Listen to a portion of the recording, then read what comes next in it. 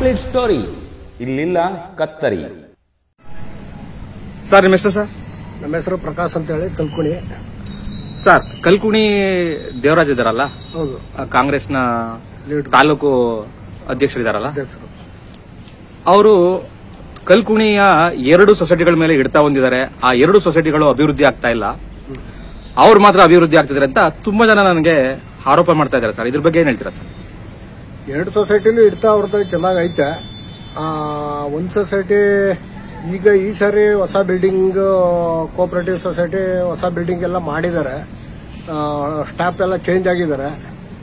ಇನ್ನೊಂದು ಗಂಗಾ ಪರಮೇಶ್ವರಿ ಮೀನುಗಾರ ಸಹಕಾರ ಸಂಘ ಅವ್ರ ಹಿಡಿತದಲ್ಲೇ ಐತೆ, ಅವರೇ ಕಾರ್ಯದರ್ಶಿ, ಇದುವರೆಗೂ ಅವರೇ ಕಾರ್ಯದರ್ಶಿ. ನಾವು ಸುಮಾರು ಅಲ್ಲಿ ನಾವು ಸದಸ್ಯರು. ಬೇರೆಯವ್ರು ಬಿಟ್ಕೊಡಿ, ನೀವು ಜಿಲ್ಲಾ ಮಟ್ಟದಲ್ಲಿ ಹೋಗಿರೋರು ಬೇರೆಯವ್ರು ಬಿಟ್ಕೊಡಿ ಅಂತ ಕೇಳಿದ್ರು. ಈ ವಿದ್ಯಾವಂತರು ಅನ್ಎಂಪ್ಲಾಯ್ಡ್ ಮಸ್ತಾನ ಅವರ ಬಿಟ್ಕೊಡಿ ಅಂತಂದು ಬಿಟ್ಕೊಡ್ತೀವಿ ಅಂದರು. ಆದರೂ ಇವತ್ತಿನವರೆಗೂ ಬಿಟ್ಕೊಟ್ಟಿಲ್ಲ. ಕೆರೆಗೆ ಮೀನುಗಾರ ಸಹಕಾರ ಸೊಸೈಟಿಗೆ ಒಂದು 3 ಕೆರೆ ಇದ್ದು, ಒಂದು ಹೆಚ್ಚು ಕಡಿಮೆ ಒಂದು 30-35 ವರ್ಷದಿಂದ 3 ಕೆರೆಗಳಿದ್ವು. ರಾಮಂದೂರ್ ಕೆರೆ, ಕಿರ್ಗಾಲ್ ದೊಡ್ಡ ಕೆರೆ ಮತ್ತು ಕಲ್ಕುಣಿ ದೊಡ್ಡ ಕೆರೆ, 3 ಕೆರೆಗಳು ಆ ಸೊಸೈಟಿಗೆ ಇದ್ವು. ಆ 3 ಕೆರೆ ಇನ್ಕಮು ನಮ್ಮ ಸೊಸೈಟಿಗೆ ಗೊತ್ತಾಯಿತು. ಅಂದ್ರೆ ನಾನು ಅಲ್ಲಿಗೆ ಒಬ್ಬ ಸದಸ್ಯ, ನಮ್ಮ ಸೊಸೈಟಿಗೆ ಗೊತ್ತಾಯಿತು. ಈಗ ಸುಮಾರು ಒಂದು 10 ವರ್ಷದ ಹಿಂದೆ ಕಿರ್ಗಾಲ್ ಅವರು ಬಂಡಾಯ ಎದ್ದು ಅವರು ಸೊಸೈಟಿನ ಅವರೇ ಹ್ಯಾಂಡ್ ಓವರ್ ತಗೊಂಡು ಅವರು ಈಗ 1 ವರ್ಷ ಇನ್ಕಮ್ಗೆ ಅವರೇ ಸೈಟು ತಗೊಂಡ್ರು. ಬೋರ್ ಎಲ್ಲ ಇದು ಮಾಡಿ, ಮತ್ತೆ ಅಲ್ಲಿ ಬಿಲ್ಡಿಂಗ್ ಎಲ್ಲ ಚೆನ್ನಾಗಿ ಅದ್ದೂರಿಯಾಗಿ ಮಾಡಿ, ಎಲ್ಲ ತಾಲೂಕು ಮಟ್ಟದ ಅಧಿಕಾರಿಗಳೆಲ್ಲ ಕರೆಸಿ ಅದು ಉದ್ಘಾಟನೆ ಮಾಡಿ, ಪುನಃ ಈಗ 16 ಲಕ್ಷ ದುಡ್ಡು ಅಲ್ಲಿ ಐತೆ. ಅಲ್ಲಿ ಭಾಳ ಚೆನ್ನಾಗಿ ಅಭಿವೃದ್ಧಿ ಆಯಿತು ನಮ್ಮಿಂದ ಹೋದ್ಮೇಲೆ. ಅದು ಏನೋ ಒಂದು ಕೆರೆ ಕಿತ್ಕೊಂಡು ಹೋದ್ಮೇಲೆ, ಅದು ಒಂದೇ ಕೆರೆಯಲ್ಲಿ ಈಗ ಅಷ್ಟು ಸಂಪಾದನೆ ಮಾಡಿ ಸುಮಾರು 15-20 ಲಕ್ಷ ಕಂಟು ಸಂಪಾದನೆ ತೋರಿಸ್ತವ್ರು ಅವರು ಕಿರ್ಗಾಲ್ ಅವರು. ನಮ್ಮ ಸೊಸೈಟಿ ನಾವು ಅಲ್ಲಿ ಇದ್ದೀವಿ, ಆದರೆ ನಮ್ಗೆ ಏನು ಅಂತೂ ಗೊತ್ತಾಯ್ತಲ್ಲ. ಈಗ 3 ವರ್ಷದಲ್ಲಿ ಅಮೌಂಟ್ ಎಷ್ಟಾಯ್ತು ಅಂತ ಕೇಳಿದಾಗ 1 ಲಕ್ಷ ಆಯ್ತಾ ಅಂದರು. 2ನೇ ವರ್ಷ ಜನರಲ್ ಬಾಡಿಲಿ 2 ಲಕ್ಷ ಆಯ್ತಾ ಅಂದರು. ಈಗ ಹೋದ ಜನರಲ್ ಬಾಡಿಲಿ ಕೇಳ್ದು 50,000 ಬಂದೈತೆ ಅಂದರು. ಅಂದರೆ ನಮ್ಮ ಅಂದಾಜು ಅವ್ರು ಹೇಳೋ ಲೆಕ್ಕಾಚಾರ 1-2.5 ಲಕ್ಷ ಐತೆ ದುಡ್ಡು ಅಂತ. ಅಂದರೆ ಇದುವರೆಗೆ 3 ಕೆರೆಗಳಿದ್ದಂಥ ಸಂದರ್ಭದಲ್ಲಿ 30-35 ವರ್ಷದಿಂದ ಒಂದು ಬಿಲ್ಡಿಂಗ್ ಮಾತ್ರ ಇದು ಮಾಡೋರೆ, ಅದು ಇನ್ನೂ ಕಂಪ್ಲೀಟ್ ಆಗಿಲ್ಲ, ಇನ್ನೂ 7 ತಾಸು ಆಗೈತೆ. ಒಂದು ಅಂದಾಜು ಅಂದ್ರೆ 10 ಲಕ್ಷ ಬಡ್ಜೆಟಲ್ಲಿ ಬಿಲ್ಡಿಂಗ್ ಕಟ್ಟಿರ್ಬೋದು. ಇಷ್ಟು ಬಿಟ್ರೆ ಅಲ್ಲಿ ನಮ್ಗೆ ಇನ್ನೇನು ವಹಿವಾಟು ಕಾಣ್ತಾ ಇಲ್ಲ. ಆ ದುಡ್ಡು ಸಂಪಾದನೆ ಆಗದ ಅಂತೂ ಗೊತ್ತಾಯ್ತಲ್ಲ, ಬುಟ್ಟೈತೆ ಅಂತೂ ಗೊತ್ತಾಯ್ತಾ ಇಲ್ಲ. ಅಲ್ಲಿ ಸಾರ್ವಜನಿಕರಿಗೆ ಸರಿಯಾಗಿ ಮಾಹಿತಿನೂ ಸಿಗ್ತಾ ಇಲ್ಲ. ಏನಾದ್ರು ಕೇಳಿದ್ರೆ, ಆಡಿಟ್ ರಿಪೋರ್ಟ್ ಕೇಳಿದ್ರೆ ಆಮೇಲೆ ಬಂದು ಕೇಳಿ ಅಂತಾರೆ, ಆಮೇಲೆ ಯಾರೂ ಕೈಗೆ ಸಿಗಲ್ಲ. ಈ ರೀತಿ ಇದಾಗೈತೆ. ಸಾಕಷ್ಟು ಗೊಂದಲಗಳಿದೆ ಸರ್. ಅಲ್ಲಿ ಮಾಹಿತಿ ಅಲ್ಲಿರೋ ಸದಸ್ಯರುಗಳಿಗೆ ಸರಿಯಾಗಿ ಸಿಗ್ತಾ ಇಲ್ಲ ಸರ್. ಸರ್ ಕಲ್ಕುಣಿ ಒಂದು ದೊಡ್ಡ ಗ್ರಾಮ ಅಲ್ವಾ ಸರ್? ಆ ಗ್ರಾಮದಲ್ಲಿ ವಿದ್ಯಾವಂತರು, ಬುದ್ಧಿವಂತರು ಮತ್ತೆ ಪ್ರಶ್ನೆ ಮಾಡುವಂತ ಗುಣ ಇರುವಂತ ಯುವಕರು ಇಲ್ವಾ ಸರ್? ಅಲ್ಲಿ ಬೇಜಾನಿದ್ದಾರೆ ಸರ್. ಅದು ನಮ್ಮೂರ್ಲಿ ಒಂದ್ ರೀತಿ ಈ ಒಂದು ಅದೇನು ಇಂದ್ರಿಂದು ಒಂದು ಶಿಸ್ತಿನ ಪಕ್ಷ ಅಂತ ಹೇಳ್ತಾರಲ್ಲ ಸರ್ ಕಾಂಗ್ರೆಸ್, ಅಂದ್ರೆ ಹೈಕಮಾಂಡ್ ಪಕ್ಷ ಅಂತ ಹೇಳ್ತಾರಲ್ವಾ. ಅಂದ್ರೆ 1947ರಲ್ಲಿ ಸ್ವಾತಂತ್ರ್ಯ ಸಿಕ್ಕಿದ್ರು ನಮ್ಮೂರ್ಲಿ ಕಾಂಗ್ರೆಸ್ ಪಕ್ಷದ ಅರ್ಧ ಜನಕ್ಕಿನ್ನೂ ಸ್ವಾತಂತ್ರ್ಯವೇ ಸಿಕ್ಕಿಲ್ಲ. ಜನಕ್ಕೆ ಜನಸಾಮಾನ್ಯರು ಆ ರೀತಿ ಬಿಗುವಿನ ವಾತಾವರಣದಲ್ಲಿ ಇದ್ದಾರೆ ಸರ್.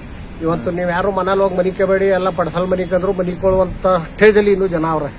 ಅಂದ್ರೆ ಅವ್ರು ಯಾರು ಭಾರತ ದೇಶದ ಇಲ್ವಾ? ಅವರು ಭಾರತದಲ್ಲೇ ಇದ್ರು, ಅವ್ರಿಗಿನ್ನೂ ಸ್ವಾತಂತ್ರ್ಯ ಸಿಕ್ಕಿಲ್ಲ ಸರ್ ನಮ್ಮೂರ್ಲಿ. ಸರಿ ಸರ್. ಅವರ ಬಿಗಿ ಮುಷ್ಟಿಲಿ ಅವ್ರೆ ಸರ್. ಪ್ರಶ್ನೆ ಮಾಡೋರಂತವ್ರು ಯಾರು ಇಲ್ಲ ಸರ್. ನಾವು ಅಲ್ಲಿ ಹೋಗ್ತೀವಲ್ಲ ಜನರಲ್ ಬಾಡಿ ಮೀಟಿಂಗ್, ನಮ್ಗೇನು ಗೊತ್ತಿಲ್ಲ ಅಂತಲ್ಲ, ಆದ್ರೂ ಗೊತ್ತಿರುತ್ತೆ. ಆದ್ರೂ ಅಲ್ಲಿ ಇರ್ತಕ್ಕಂಥವ್ರು ಮೆಜಾರಿಟಿ ಪೀಪಲ್ಗಳಿಗೆ ಏನು ಬೇಕಾಗಿಲ್ಲ ಅಂತಂದ್ರೆ ನಮ್ಗೇನು ಅಂದ್ಬಿಟ್ಟು ನಾವು ಸುಮ್ಮನೆ ಹೋಗ್ತೀವಿ ಸರ್ ಅಷ್ಟೇ. ಹೆಚ್ಚಿಗೆ ಅಲ್ಲಿ ಯಾರು ಸಪೋರ್ಟ್ ಮಾಡಲ್ಲ ಸರ್, ಕೇಳೋರ್ಗೂ ಸಪೋರ್ಟ್ ಮಾಡಲ್ಲ. ಒಂದು ಭಯದ ವಾತಾವರಣ ಇದೆ ಯಾವ ಊರಲ್ಲಿ? ವಾತಾವರಣ ಇದೆ ಸರ್. ಸರಿ ಸ್ವಾಮಿ, ಧನ್ಯವಾದ. ಸರ್ ನಿಮ್ಮ ಹೆಸರು? ನಂಜುನ್ ಸ್ವಾಮಿ ಸರ್. ಯಾವ ಊರವ್ರು ಸರ್? ಕಲ್ಕುಣಿ ಸರ್. ಕಲ್ಕುಣಿ ಗ್ರಾಮದ ಎರಡು ಸೊಸೈಟಿಗಳು ಕೂಡ ಶ್ರೀಯುತ ಕಾಂಗ್ರೆಸ್ ಪಕ್ಷದ ತಾಲೂಕು ಅಧ್ಯಕ್ಷರಾದಂತ ದೇವರಾಜ್ ಅವರ ಹಿಡಿತದಲ್ಲಿದೆ ಅಂತ ತುಂಬಾ ಜನ ಆರೋಪ ಮಾಡ್ತಾ ಇದ್ದಾರೆ. ಮತ್ತೆ ಸೊಸೈಟಿ ಬೆಳೀತಾ ಇಲ್ಲ, ದೇವರಾಜ್ ಅವ್ರು ಮಾತ್ರ ಬೆಳೀತಾ ಇದ್ದಾರೆ ಅಂತ ಹೇಳ್ತಿದ್ದಾರೆ. ಇದು ನಿಜನಾ ಸರ್? ಇದು ಸರ್, ಅಲ್ಲಿ ಸುಮಾರು ಅಂತ ಅಂದ್ರೆ ಒಂದು 30-40 ವರ್ಷದ ನಂಜೇಗೌಡರ ಆಡಳಿತ ಮಾಡುತ್ತಂತ ದಿನದಲ್ಲಿ ನಂಜೇಗೌಡರ ನೇತೃತ್ವದಲ್ಲಿ ಬರ್ತಾ ಇತ್ತು. ಸೊ ಫರ್ದರ್ ಅದಾದ್ಮೇಲೆ ದೇವರಾಜ್ ಅವರ ಮುಷ್ಟಿಗೆ ಬಂದ್ಮೇಲೆ ಅಲ್ಲಿ ಆಗುವ ವ್ಯವಹಾರ ಜನಗಳಿಗೆ ಏನು ಮಾಹಿತಿ ಕೊಡ್ತಾ ಇಲ್ಲ. ಜೊತೆಗೆ ದೇವರಾಜ್ ಅವರೇ ಏನ್ ಮಾಡ್ತಾವ್ರೆ ಅಂತ ಕೂಡ ಗೊತ್ತಾಯ್ತಾ ಇಲ್ಲ. ಈಗ ಹೇಳಿದ್ರು ನಮ್ಮ ಸ್ನೇಹಿತರೊಬ್ಬರು, ಕಿರ್ಗಾಲ್ ಸೊಸೈಟಿ ನಮ್ಮ ಸೊಸೈಟಿಗೆ ಸಂಬಂಧಪಟ್ಟದ್ದು ಅಂತೇಳಿ. ಆ ಸೊಸೈಟಿ ಇಲ್ಲಿಂದ ಬಿಡುಗಡೆ ಆದ್ಮೇಲೆ 1 ಲಕ್ಷದಲ್ಲಿ 1 ವರ್ಷಕ್ಕೆ ಕಡಿಮೆ ಅಂತ ಅಂದ್ರೆ 10ರಿಂದ 12 ಲಕ್ಷ ಅವರು ಆದಾಯ ಮಾಡಿ ಈಗಾಗಲೇ ಬಿಲ್ಡಿಂಗು ಮತ್ತೆ ಆ ಸಂಘ ಸಂಸ್ಥೆಗೆ ಏನಾಗಬೇಕು ವ್ಯವಸ್ಥೆ ಎಲ್ಲ ಮಾಡ್ಕೊಂಡು ಅಲ್ಲಿ ಈಗ 10 ಅಲ್ಲ ಏನೋ ಒಂದು 20 ಲಕ್ಷನೇ ಇರ್ಬೇಕನ್ನೋ ಬಹುಶಃ ನಾನು ಬೇರೆಯವರ ಮಾಹಿತಿಯಿಂದ ಕೇಳುವಂತ ವ್ಯವಹಾರ. ಸೊ ಹಾಗಾಗಿ ಕಿರ್ಗಾಲು ಬೆಳವಣಿಗೆ ಬೆಳೆದಿದೆ. ಈ ಕಲ್ಕುಣಿ 2 ಸೊಸೈಟಿನೂ ಇಟ್ಕೊಂಡು ಇವತ್ತಿವರೆಗೂ ಸಾಕಷ್ಟು ಜನಗಳಿಗೆ ಮಾಹಿತಿ ಕೊಡಲ್ಲ. ಅಲ್ಲ, ಜನಗಳು ಕೇಳಿದಾಗ ಅವರು ಹಿಂಗೆ ಹಂಗೆ ಅಂತೇಳಿ ತಾಟಿಸ್ಬಿಡ್ತಾರೆ. ಆ ತಾಟಿಸ್ಬಿಟ್ಟು ದೇವರಾಜ್ ಅವರ ಮುಷ್ಟಿನಲ್ಲಿ ಅವರ ಮುಷ್ಟಿನಲ್ಲೇ ಇಟ್ಕೊಂಡು ಏನ್ ಮಾಡ್ತಾವ್ರೆ ಅಂತಾನೆ ಇದುವರೆಗೂ ನಡವಳಿಕೆ ಇಲ್ಲ. ಬಟ್ ಇವತ್ತವರೆಗೂ ದೇವರಾಜ್ ಅವರ ಮುಷ್ಟಿಲೇ ನಡ್ಕೊಂಡು ಹೋಯ್ತಾ ಇಲ್ಲ. ಸರ್, ನಿಮ್ಮ ಗ್ರಾಮದಲ್ಲಿ ಈಗ ನಿಮ್ದು ಕಲ್ಕುಣಿ ಒಂದು ದೊಡ್ಡ ಗ್ರಾಮ, ಮಳವಳ್ಳಿ ತಾಲೂಕಿನ ದೊಡ್ಡ ಗ್ರಾಮಗಳಲ್ಲಿ ಅದು ಕೂಡ ಒಂದು. ಅಲ್ಲಿ ಯುವಕರು, ಬುದ್ಧಿಜೀವಿಗಳು ಯಾರು ಇದನ್ನ ಪ್ರಶ್ನೆ ಮಾಡ್ತಾ ಇಲ್ಲ ಸರ್? ಯುವಕರು ಬೇಕಾದಷ್ಟು ಅವರೇ, ಕೇಳಬೇಕು ಅಂತ ಜನಗಳು ಅವರೇ. ಬಟ್ ಅಲ್ಲಿ ಸ್ವಲ್ಪ ಭಯ ಭೀತಿ. ಯಾಕೆಂತಂದ್ರೆ ಮೊದಲಿಂದನೇ ಅದೇನೋ ಬಂದ್ಬಿಟ್ಟಿದೆ ಆ ನಡವಳಿಕೆ. ಅಲ್ಲಿ ಈ ಕಾಂಗ್ರೆಸ್ ಅಂತ ಅಂದ್ರೆ ಮೊದಲಿಂದನೂ ಬಂದಂತ ವ್ಯವಹಾರ. ಅಲ್ಲಿ ಕೆಲವು ಸಂದರ್ಭದಲ್ಲಿ ಏನ್ ಮಾಡ್ತಾರೆ ಅಂದ್ರೆ ಯಾರ್ಯಾರ ಕೇಳಕ್ ಹೋಯ್ತು ಈ ತರ ಮಾಡ್ಬೇಕು ಅಂದಾಗ ಅವನಿಗೆ ಒಂದು ಬೆಜ್ಜರಿಕೆ ಹಾಕೋದು, ಮತ್ತೊಂದು ರೀತಿ ಏನಾರ ಒಂದು ಇಲ್ಲದ ಪಲ್ಲದ ಕಲಹ ಉಂಟು ಮಾಡಿ ಅವರ ಹತ್ರ ಗಲಾಟೆ ಮಾಡಿಸೋದು. ಈ ರೀತಿಯಿಂದ ಜನಗಳು ಒಂದು ಸ್ವಲ್ಪ ಭಯ ಭೀತಿಯಿಂದ ಅವರಿಗೆ ನೇರವಾಗಿ ಡೈರೆಕ್ಟ್ ಇದ್ ಮಾಡುವಂತ ಪರಿಸ್ಥಿತಿ ಯಾರು ಹುಡುಗರಲ್ಲಿ ಬರ್ತಾ ಇಲ್ಲ. ಕೇಳಬೇಕು, ಅಲ್ಲಿ ಏನೇನೇ ಆಯ್ತಾ ಇದೆ ಪ್ರತಿಯೊಬ್ಬ ಯೂತ್ಸ್ಗೂ ಗೊತ್ತು, ಸಾಕಷ್ಟು ಬುದ್ಧಿವಂತರಿಗೂ ಗೊತ್ತು. ಅಲ್ಲಿ ಕೇಳುವಂತ ಇದು ಮಾಡಿದಾಗ ಅಲ್ಲಿ ಈ ತರ್ಕ ಇರುತ್ತೆ. ಆಯ್ತು, ತರ್ಕಗೋಸ್ಕರ ಅಯ್ಯೋ ನನಗೇನ್ ಅಂತೇಳಿ ಸ್ವಲ್ಪ ಭಯ ಬಿದ್ದು ಏನು ಕೇಳುವಂತ ಲೆವೆಲ್. ನಮ್ಮ ದೇಶದ ಸೋಕಾಲ್ಡ್ ಯುವಕರು ನಮಗೆ ಯಾಕೆ ಅನ್ನುವಂತ ಒಂದು ಸಂಸ್ಕೃತಿ ಬಂದ್ಬಿಟ್ಟಿದೆ ಅಲ್ಲವೇ? ಹೌದೌದು. ಧನ್ಯವಾದ ಸರ್.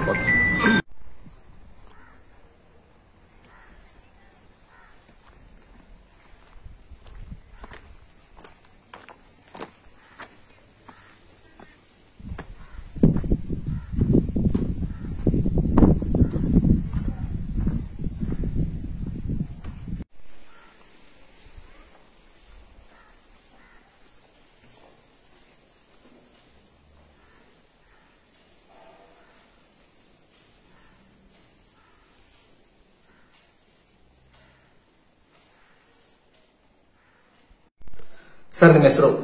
ಮಾದೇವಂತ. ಹೇಳಿ ಸರ್, ಈ ಒಂದು ಸೊಸೈಟಿ ಕಟ್ಟಿ ಎಷ್ಟು ವರ್ಷ ಆಗಿದೆ? 2010 ನಾವು ಈ ಸೊಸೈಟಿ ಸ್ಥಾಪನೆ ಮಾಡಿದ್ವು. ರಿಜಿಸ್ಟ್ರೇಷನ್ ಮಾಡಿಸೋದು 2010ರಲ್ಲಿ.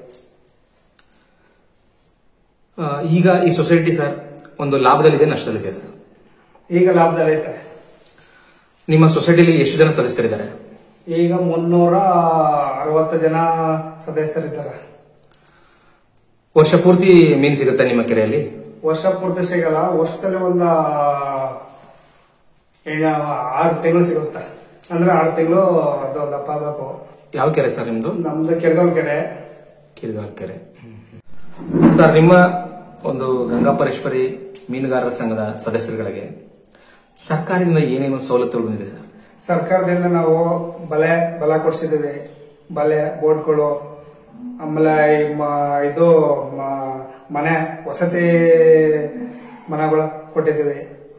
ಅಂದ್ರೆ ಇತ್ತೀಚೆಗೆ ಈಗ ಸ್ವಲ್ಪ ಅನುದಾನಗಳು ಕಡಿಮೆ ಆಗ್ಬಿಟ್ಟವೆ.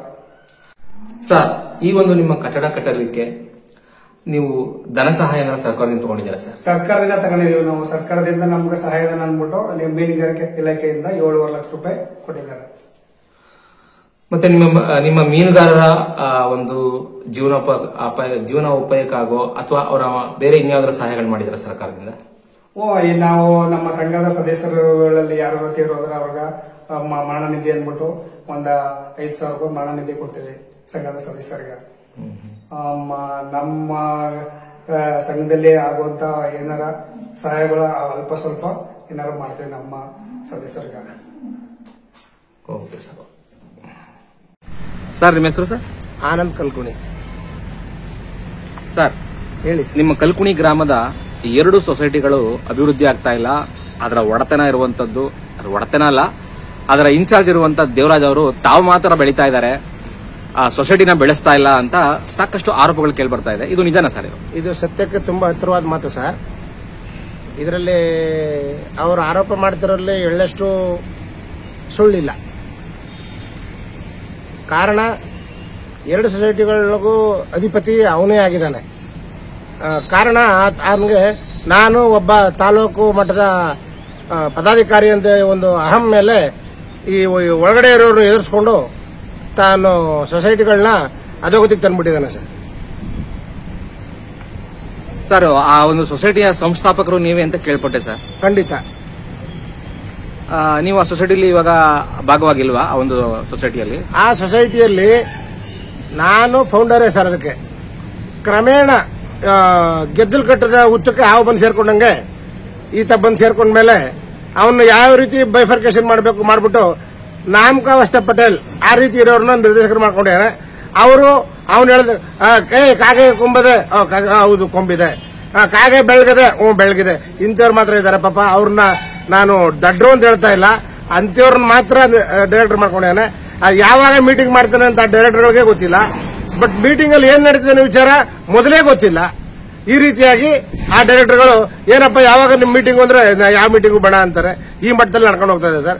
ಅದರಲ್ಲಿ ನಾನು ಡೈರೆಕ್ಟರ್ ಆಗಿದ್ದೀನಿ ಅಂತ ಕೆಲವರು ಗೊತ್ತಿಲ್ಲ ಸರ್. ಈಗ ನೀವು ಆ ಒಂದು ಸೊಸೈಟಿಯ ಫೌಂಡರ್ ಅಲ್ವಾ ಸರ್ ನೀವು? ಹೌದು. ಅವರ ಒಂದು ತಪ್ಪುಗಳನ್ನ ಅವ್ರು ಮಾಡ್ತಿರುವಂತ ಒಂದು ಸರ್ವಾಧಿಕಾರತನ ನೀವು ಪ್ರಶ್ನೆ ಮಾಡಿಲ್ವಾ ಸರ್? ಪ್ರಶ್ನೆ ಮಾಡ್ಲಿಕ್ಕೆ ಹೋದಾಗ ಸರ್, ಉದಾಹರಣೆಗೆ ನನ್ನ ಜೊತೆ 4 ಜನ ಬರ್ತಾರೆ. ನಾ ಪ್ರಶ್ನೆ ಮಾಡ್ಲಿಕ್ಕೆ ನಾನು ಯಾವ್ದಕ್ಕೂ ಇನ್ನು ಮುಂದೆ ನೋಡಕ್ ಹೋಗುದಿಲ್ಲ ಸರ್, ಪ್ರಶ್ನೆ ಮಾಡ್ತೀನಿ.